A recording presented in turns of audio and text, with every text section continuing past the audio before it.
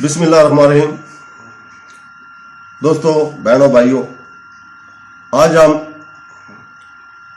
ان صحابی کا نام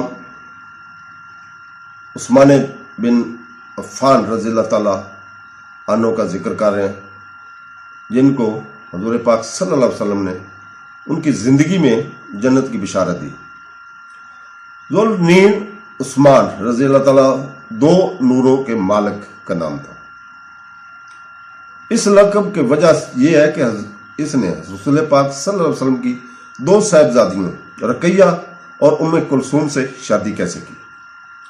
وہ اسلام کے تیسرے خلیفہ تھے۔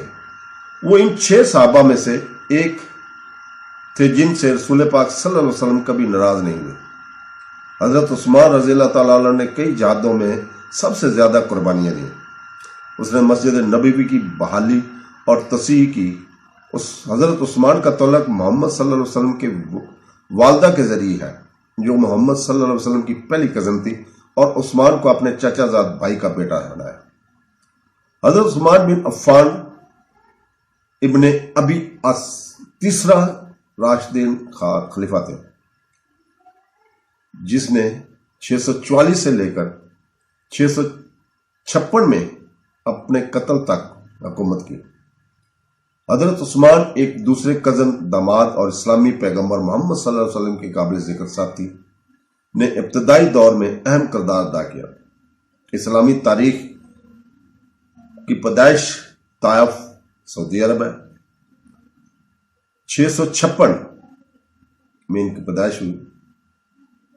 بچے ان کے ہیں عبداللہ بن عثمان بن عفان، ابان بن عثمان۔ مزید مدفون یہ ہوئے ہیں البقیع قبرستان، مدینہ منورہ، سعودی عرب میں۔